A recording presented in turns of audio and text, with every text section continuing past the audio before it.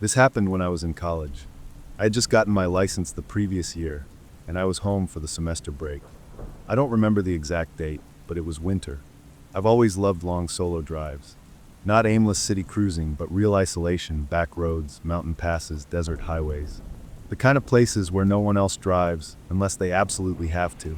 That night I needed to get away, so I packed a few things, filled the tank, and started driving west into the mountains. No destination, no GPS, just the road and whatever music I felt like hearing. By the time I was halfway through the state, the sky had already darkened. Thick clouds rolled in fast, and soon I was driving in heavy rain. My wipers could barely keep up, and the headlights were just bouncing off mist. It was a rural stretch, no streetlights, no other cars. Just a narrow, two-lane road cutting through dense pine forest. Then I saw the turn. It was an unmarked dirt road off to the left, partially hidden by overgrowth. I don't know why, but I slowed down. Something about it felt familiar. Maybe I'd driven past it before during a past trip. Or maybe it was just curiosity. Either way, I turned. It was rough, uneven.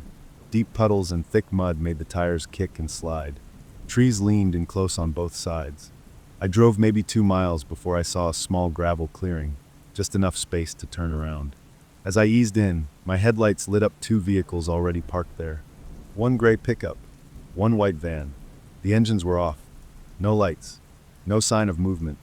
I shut off the engine, sat there a moment, watching. It felt too quiet.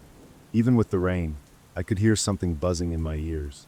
That uneasiness you get when you're somewhere you know you shouldn't be. Still, I told myself maybe it was just hunters or overnighters. I wasn't going to stay long anyway. I just wanted to collect myself, maybe get out and stretch before turning back. I stepped out, hoodie up, flashlight in hand. That's when I saw them. 2 men were standing at the edge of the woods, near the van. Stocky, bearded, both wearing worn-out flannels and work boots. One of them quickly turned and fumbled with something behind his back, then draped a tarp over it. The other smiled, kind of forced, and shouted something like, "Don't worry, we're just shooting at cans. Didn't mean to spook ya." His voice cracked halfway through, like he was in the middle of lying and realized he wasn't good at it. I just nodded and mumbled, "All good," then turned back toward my truck. My heart was racing, but I didn't want to make it obvious. As I walked past their vehicles, I noticed something in the mud. Deep drag marks, like something heavy had been pulled from the woods and toward the back of the van. I kept walking. I climbed back into my truck and locked the doors. Sat there, engine off, trying to decide whether I was overthinking everything.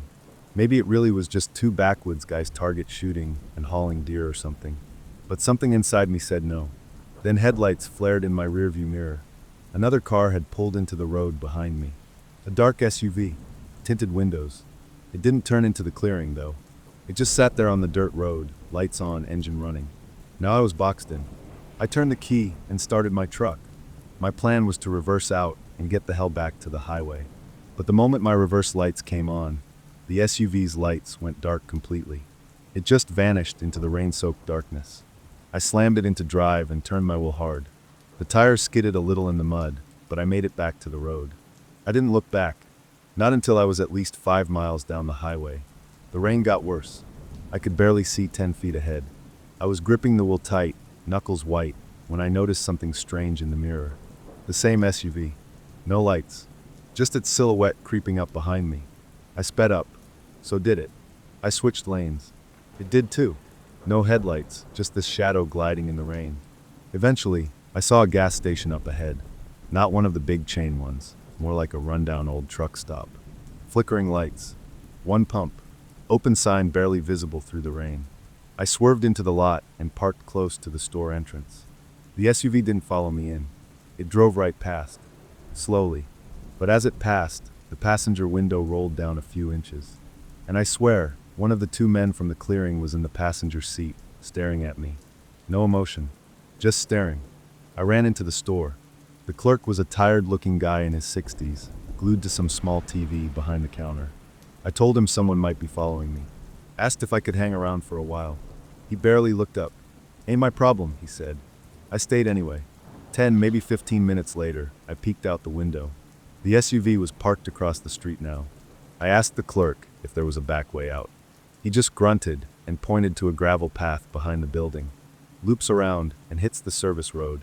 Rough though. I followed the path like he said. The service road was a mess. potholes, tree branches, and at some point I nearly got stuck in the mud. But eventually it connected back to the highway, and I didn't stop driving for hours. By the time I hit civilization again, it was almost sunrise. The rain had stopped, but I still didn't feel safe. I kept checking the mirror. When I finally got home, I filed a police report with every detail I could remember: locations, vehicle descriptions, even the part about the dragging marks behind the van. They told me they'd look into it. That was 4 months ago. I haven't heard back since. But I keep thinking about that tarp. The way they covered whatever it was the second they saw me. The way the one guy said, "Just shooting at cans," with that nervous little smile. And the SUV, the man in the passenger seat who just watched me drive for miles in the dark, in the rain, saying nothing. To this day, I don't drive alone at night anymore.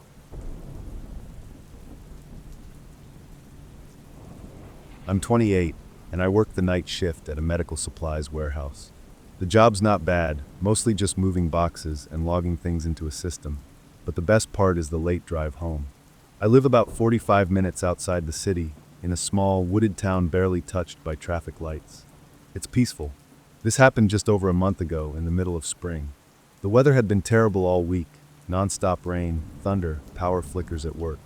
That night, I left around 2:30 a.m., and the rain was still pouring. I took my usual backroad route home. 2-lane roads, winding through empty stretches of forest and farmland.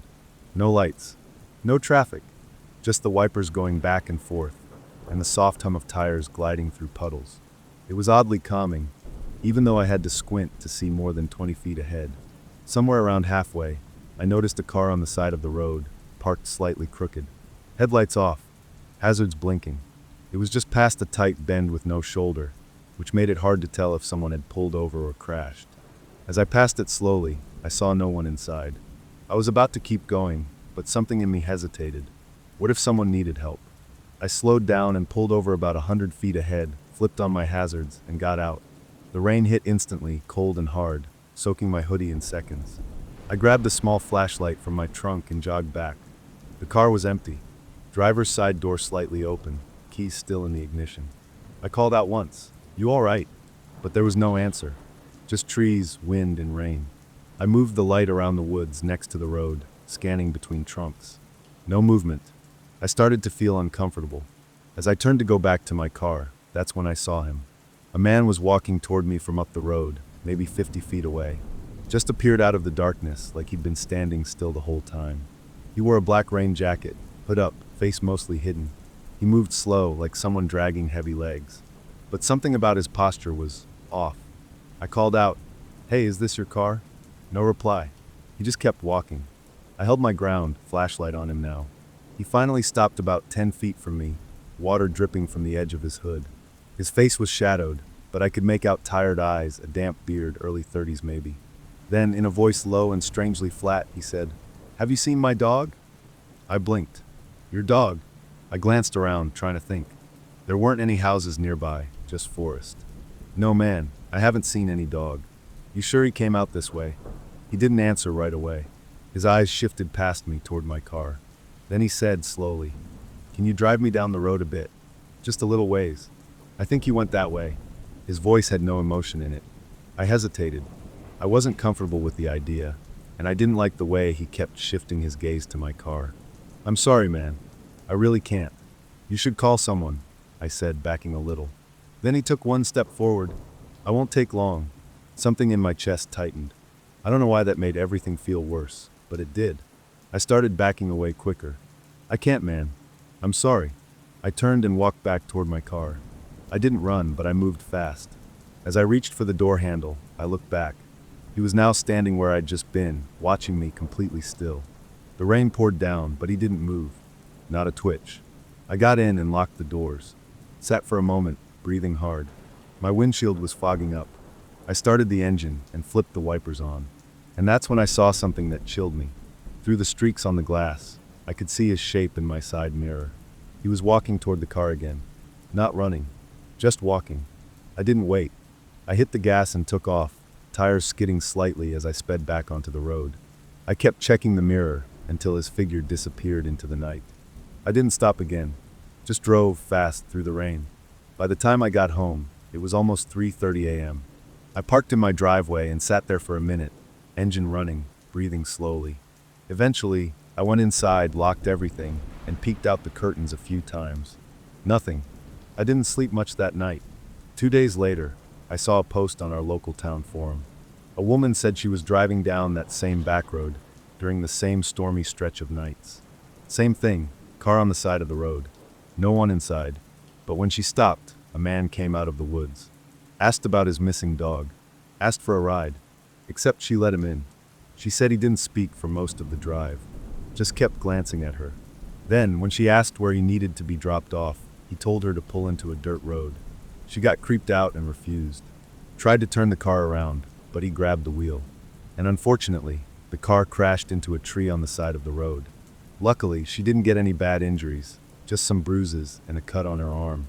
But the man got out right after the crash and disappeared into the woods. Police are still looking into it. No missing dog reported. No abandoned car found. I don't know what would have happened if I let him in. I still take that same road every shift, but not during stormy night. This happened when I was 16. I'd only just gotten my license a few months earlier. It was a Thursday night. I remember because I had a school project due the next morning, and my printer at home wasn't working, so I decided to drive over to my friend Aaron's place to use his. He lived about 20 minutes away, in a neighborhood that backed up to some wooded areas. Quiet and kind of isolated. It had been raining on and off all day, but around 8:30 p.m., right before I left, it started getting worse. Windy too. The kind of rain that makes it hard to see more than a few feet in front of your car. But I didn't want to be up all night stressing about a late assignment, so I just grabbed my backpack and headed out. The roads were nearly empty. I guess most people decided not to go out in that weather. Streetlights flickered, and the trees lining the road swayed hard in the wind. My old sedan didn't handle that kind of weather well, and I had to keep both hands tight on the wheel. Aaron printed my stuff, we talked a little, and by around 9:45, I headed back home. He offered for me to stay the night, just in case the weather got worse, but I told him I'd be fine. I remember thinking the drive back might even help clear my head. About 10 minutes into the return drive, I saw a flashing flood warning notification on the highway signs. Then my phone buzzed, a flash flood alert. But the road I was on was still dry enough to drive on safely, so I kept going, just a bit slower. That's when things got strange. I took a shortcut through a back road I'd driven a few times before. It cut through a wooded area, barely lit, just a single lane in each direction, no divider, no streetlights, just your headlights and the darkness beyond them. And the rain. The rain was getting louder now. It didn't just fall, it slammed against the windshield. My wipers couldn't keep up. Then something moved.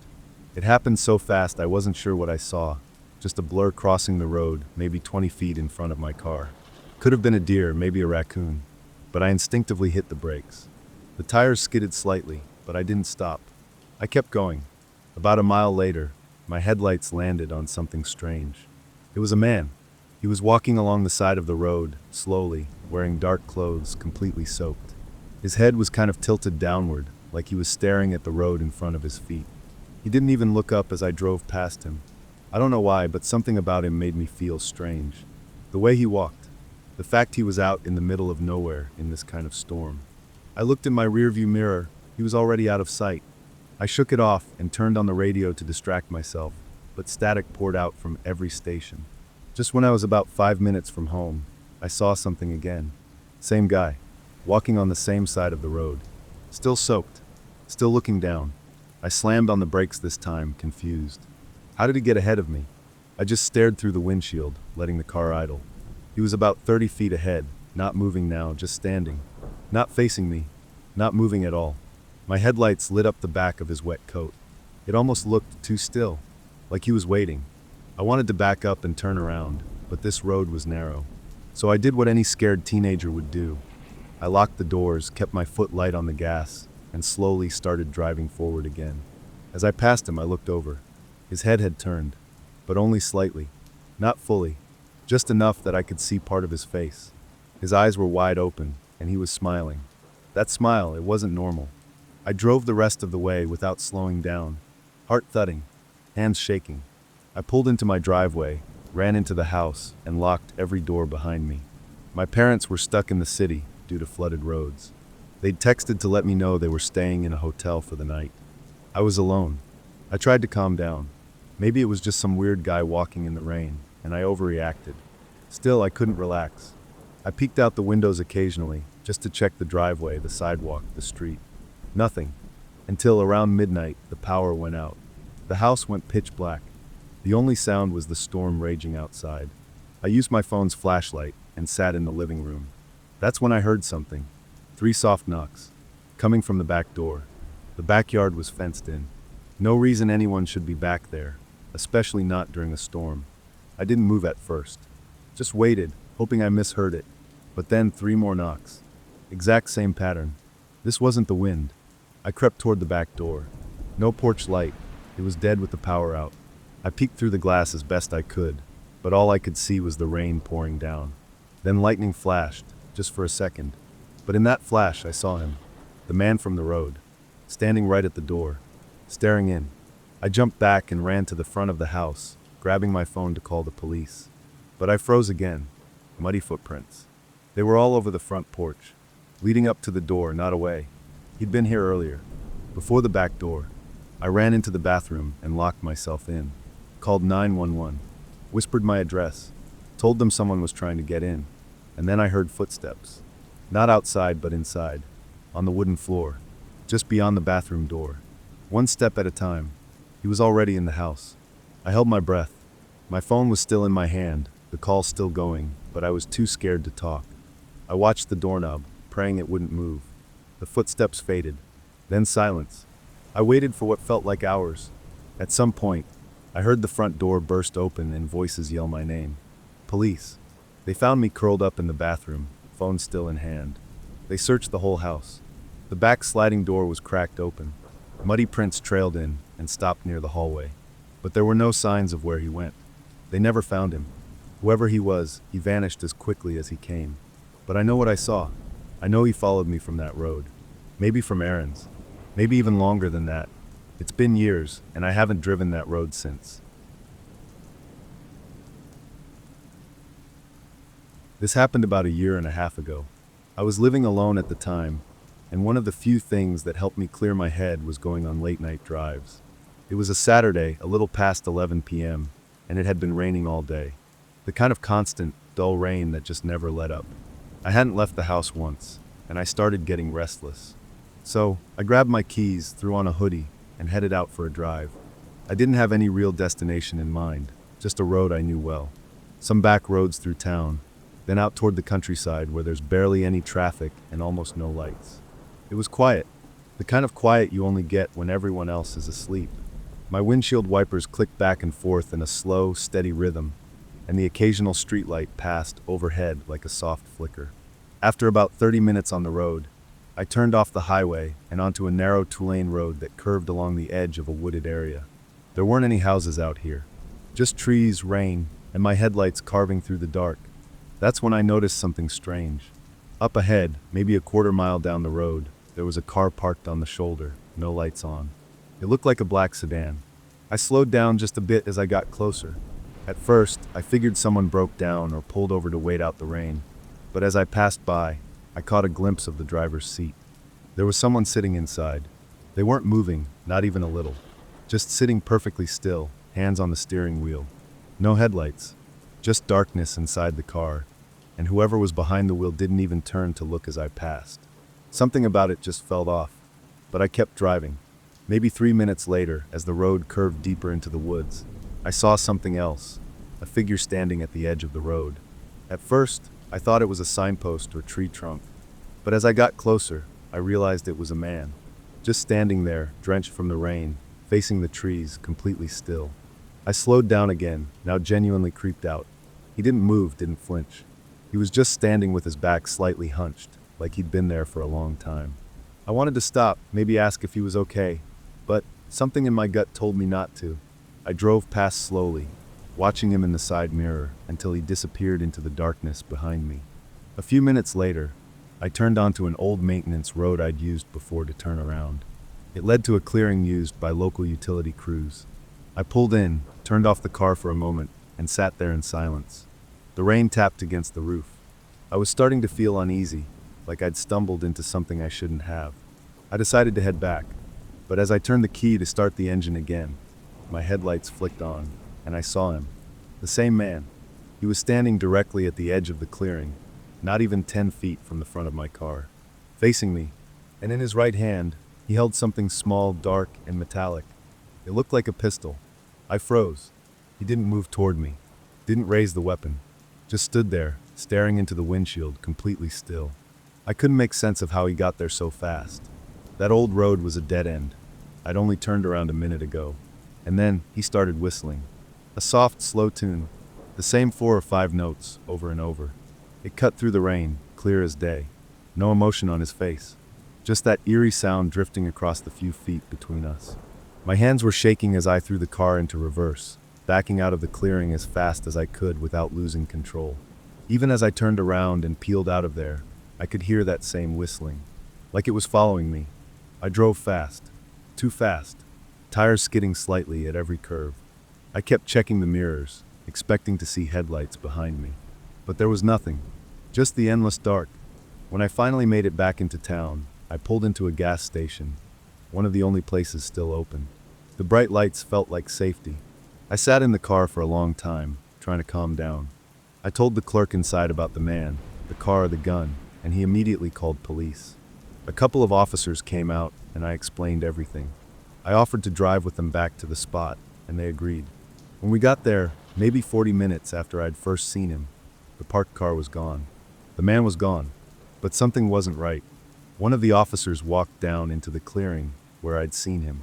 I stayed back, headlights illuminating the trees. After a minute, he called the other over. There were footprints, bare footprints in the mud, leading into the trees, but none leading out. They searched the area. Nothing. No car. No tire tracks on the road except mine. I don't know who he was, or how he moved so fast, or why he was whistling like that. The police didn't find anything. They said maybe it was a hunter or squatter in the woods, though that doesn't explain the footprints, or the fact he was standing in front of me without making a sound in the middle of nowhere.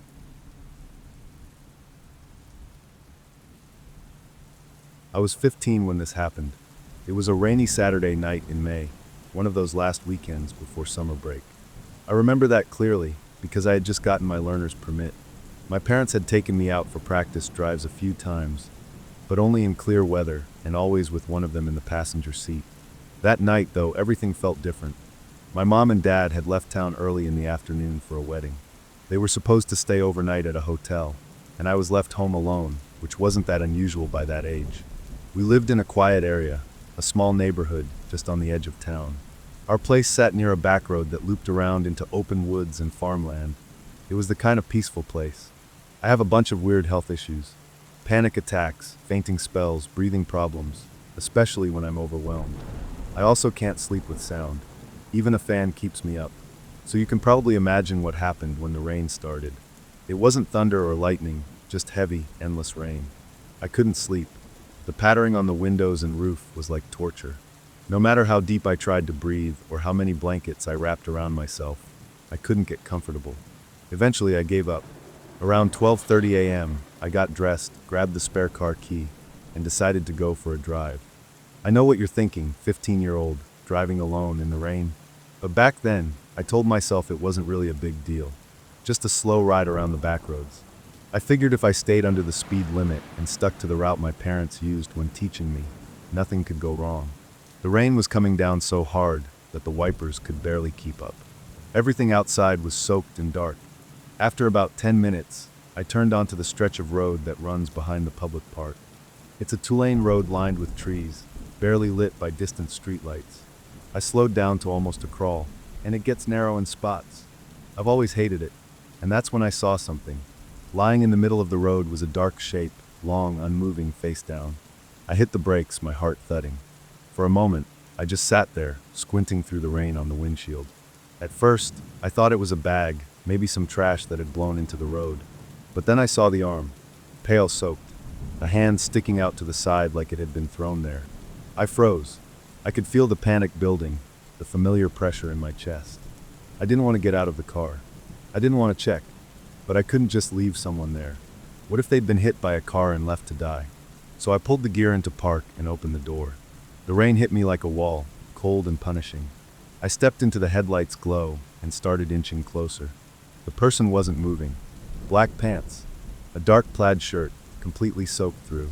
He was lying face down, arms stiff, almost posed. Too still. I was maybe 10 feet away when I stopped. Something didn't feel right. It was freezing now, way colder than it should have been for May. I looked around. No cars. No movement. Just rain and trees. And then a sound came from behind me. Like an animal, but not quite. It was off-pitch. Like something trying to imitate a dog or a wolf, but getting it all wrong. It echoed from the woods, far but not far enough. I spun around. Nothing. Just the trees swaying in the wind. When I turned back toward the road, he was sitting up, staring at me. I couldn't see his face clearly, just the glint of his eyes reflecting the headlights. And then he smiled. Not a confused, thanks for helping me kind of smile. It was wide, wrong, stretched too far. He pushed himself to his feet in one jerky motion. And that's when I saw the knife. I didn't think. I ran. Slipped in the mud, caught myself, sprinted back to the car. My fingers fumbled with the door handle. Behind me, I heard him, not just footsteps, but laughing. "I'll kill you," he screamed. I opened the door, slammed it shut, locked it. He was already halfway there. I started the car. I didn't look back. My heart was pounding so loud that I almost couldn't hear anything else. But in the side mirror, for one brief second, I saw him, standing in the road again, completely still, holding the knife. I drove. I kept driving until I saw street lights and sidewalks and familiar storefronts. I pulled into the parking lot of a gas station. I stayed there for nearly an hour, shaking, engine running, eyes locked on the rain outside. Eventually, I made my way back home, parking the car down the street so my parents wouldn't notice anything when they returned the next day. I never told them. I don't know who that man was, why he was there, or where that howl came from. But even now, years later, when it rains, especially when I'm driving at night, I can still feel it. The wrongness of that moment. The sound of him laughing, sprinting at me in the dark. I still don't sleep when it rains, because I'm afraid that one day I'll drive that road again.